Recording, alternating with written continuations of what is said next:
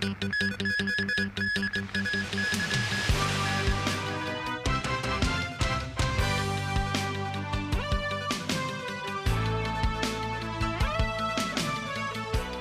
evening and welcome to TVB News. With the Hong Kong mainland border fully reopening on Monday, the city's transport and logistics chief said the daily quota for tickets for the Guangzhou-Shenzhen-Hong Kong Express Rail link will be scrapped on the same day. Lam Sai-hung added that authorities are working on bringing back long-distance train rides as soon as possible. Timothy Lee tells us more. Today, crowds of people were spotted monitoring ticket availability at West Kowloon Station. Starting on Monday, the daily ticket quota for the high-speed rail, as well as the required PCR test results for cross-border travel, will be cancelled. So, some mainland visitors to the city decided to change ticket dates for the express rail link for their upcoming journey. This man said travel has become much more convenient with the scrapping of the PCR test requirement, and that he could travel from West Kowloon Station to Shenzhen via the express rail link in just 18 minutes. This man wanted to take the opportunity of ease restrictions to visit his friends across the border. As of 5 p.m., tickets for trains headed for Shenzhen, Guangzhou, and Dongguan at 8:25 in the morning next Monday were sold out. Since the restoration of services for the Guangzhou-Shenzhen-Hong Kong Express Rail Link on January 15th, the daily ticket quota was put in place, rising from the original 10,000 per day to the current 30,000. As the border will be fully reopened on Monday, Secretary for Transport and Logistics Lam Sai-hung wrote on the blog that the ticket quota will be lifted on the same day. Regarding long-haul train rides, the Transport Secretary said that negotiations are currently underway, and he hopes that such services will be available soon. One of the world's busiest border crossings, the Luohu Port, will also reopen on Monday after being closed for 3 years. The authorities said they will adjust manpower and resources according to the situation. Chief Executive John Lee, prior to his visit to Saudi Arabia, said he believes various organizations still have the capacity to step up cross-border travel efficiency. Starting on Monday, the Hong Kong-Zhuhai-Macau Bridge shuttle bus will also resume on-the-spot purchases of tickets for rides between Hong Kong and Zhuhai. Timothy Lee, TVB News.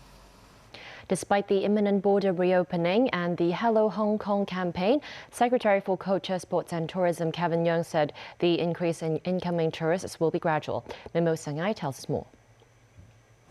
On Monday, Hong Kong will fully reopen its border with the mainland.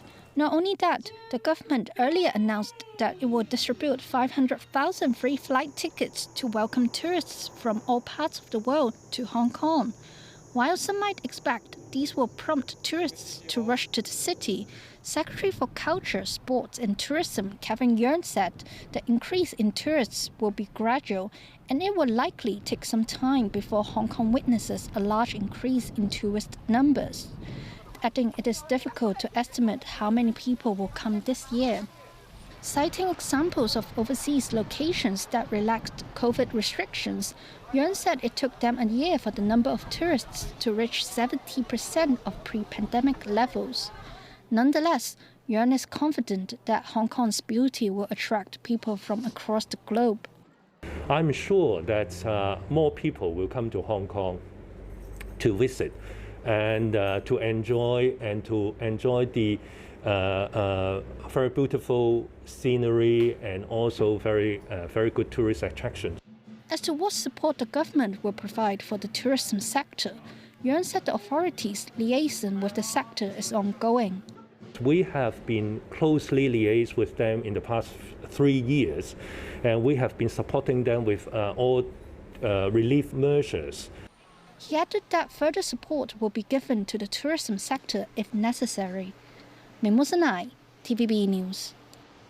The construction of a light public housing project at Kai Tak has been met with the objection of some local residents. But Secretary for Housing Winnie Ho stressed that the housing project is temporary. An estimated 5,000 residents have expressed their disapproval for the project, citing that its construction will have an adverse impact on the future development of the region.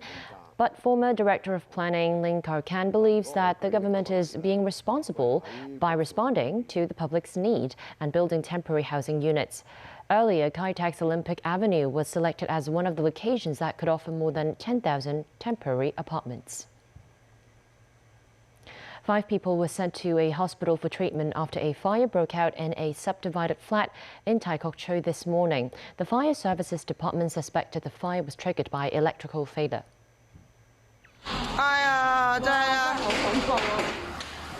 The blaze broke out at a low-floor unit in East Block Peony House just after 10 a.m. today. The blaze was fierce, with thick black smoke constantly coming out of the windows. Some residents were trapped and had to be rescued by the escalade. Police said more than 50 residents had to be evacuated. Among them, 5 were unwell after smoke inhalation and were sent to Kwangwa Hospital for treatment. Firemen found a cage containing 4 cats in the unit where the fire occurred, but all of them showed no signs of life. According to the fire department, the blaze could have been caused by electrical failure. The United States and South Korea renewed and amended a science and technology agreement to boost cooperation between the two countries on fields ranging from space to biotechnology. The agreement was first signed in 1992 and then again in 1999. The latest pact extends the deal for the next 10 years. Today's agreement will expand the scope of that cooperation, both in areas that we've long worked together on, like space, but also in emerging fields like biotechnology, quantum, artificial intelligence. We agreed that space is the next frontier in our expanding partnership. President Yoon has stated that Korea will launch a new aerospace agency within this year.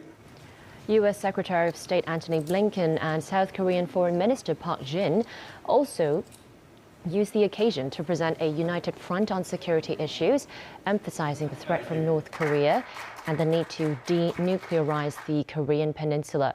The comments come after North Korea said on Thursday it's prepared to counter U.S. military moves with the most overwhelming nuclear force.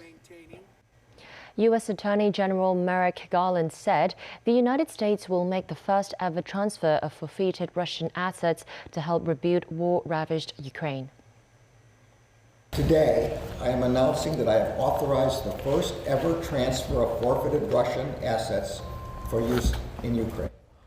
These forfeited assets follow the announcement I made last April of the indictment of designated Russian oligarch Konstantin Malafeyev on charges of sanctions evasions. Garland was joined by Ukrainian Prosecutor General Andrei Kostin in Washington, D.C. Kostin said the U.S. Justice Department was sending a clear message that there will be no immunity or impunity for international crimes.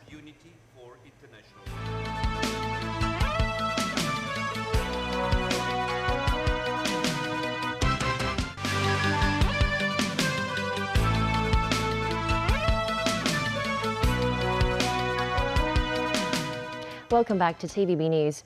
Chief Executive John Lee and his delegation of local business leaders are set to arrive in Saudi Arabia for an 8-day trip in the Middle East.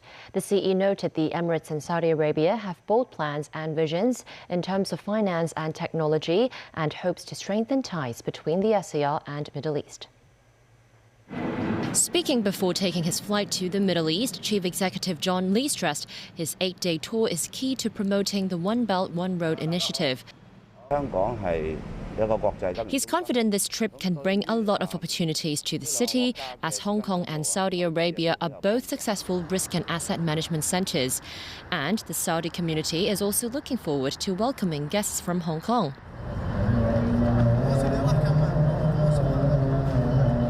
This is the 3rd year of the Riyadh season introduced by Saudi authorities with the theme Beyond Imagination.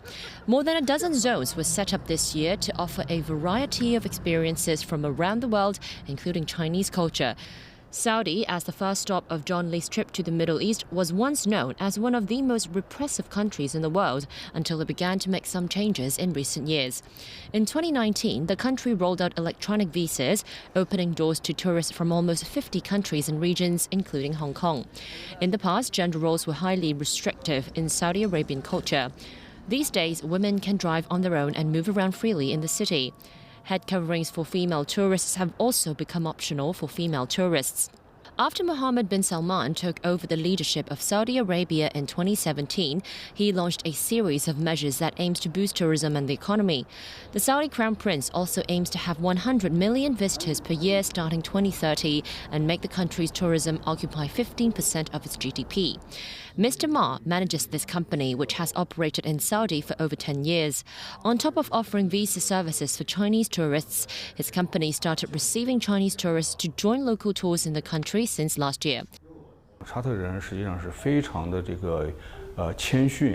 He stressed people in the country are actually humble and friendly, adding Chinese tourists should come over themselves to learn more about Saudi culture. Saudi's tourism sector also hopes the highly anticipated railway, which is set to commence services in April after 10 years of construction, can attract more tourists. In the US, the latest employment figures beat all expectations with an increase of more than 500,000 new jobs in January. So what does that mean for the US economy and interest rate movements? This report from NBC News. By any measure, today's jobs report was a shocker. Wow. A blast off of a number. That's the highest number since February of 22. The new jobs report way exceeded expectations. That's the strongest 2 years of job growth in history by a long shot. Employers went on a supercharged hiring binge in January, adding 517,000 jobs. Economists had expected just 187,000 hires. That pushed the unemployment rate down to 3.4%, the lowest since 1969. More people are coming into the market looking for jobs and getting jobs. The biggest job gains were in leisure and hospitality, business services, government, and healthcare.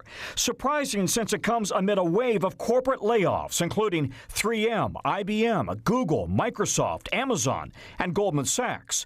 LinkedIn chief economist Karen Kimbrough. Are there still more jobs than people to fill them? There's at least one job for every job seeker that comes to our platform.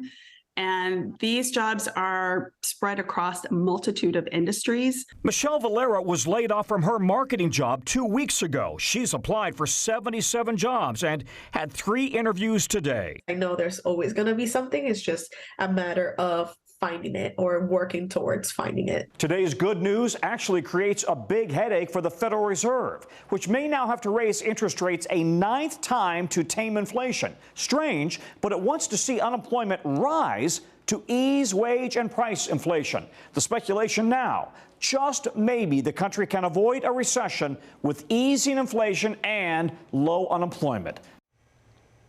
In the U.S., frigid weather has rolled into the northeast states as well as Texas Friday as an Arctic front swept in from Canada.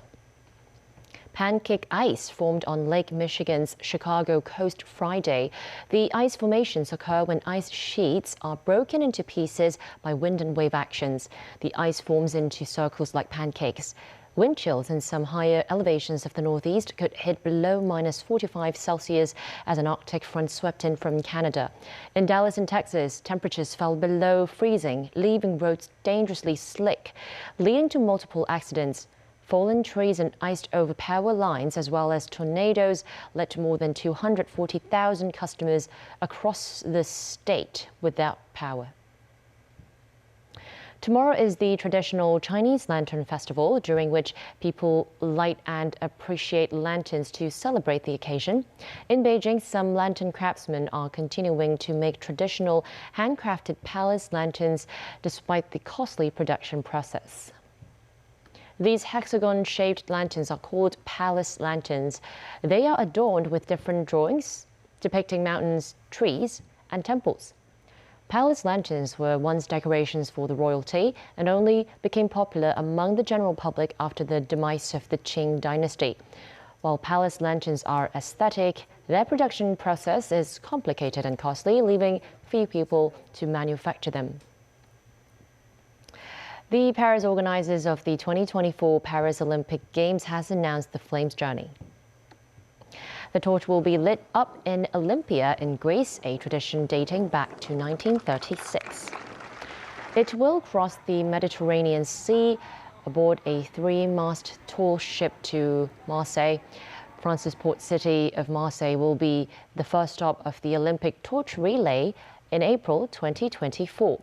It will be carried overland before arriving in Paris for the Summer Games, which runs from July the 26th to August the 11th. The news came as the General Assembly of Ukraine's National Olympic Committee met in Kiev to discuss a possible boycott of Paris 2024 if Russian athletes are allowed to compete. The International Olympic Committee last week sought to chart a path for athletes from Russia and Belarus who have not actively supported the war in Ukraine to join the Paris Olympics. And that's the news. Thanks for joining us.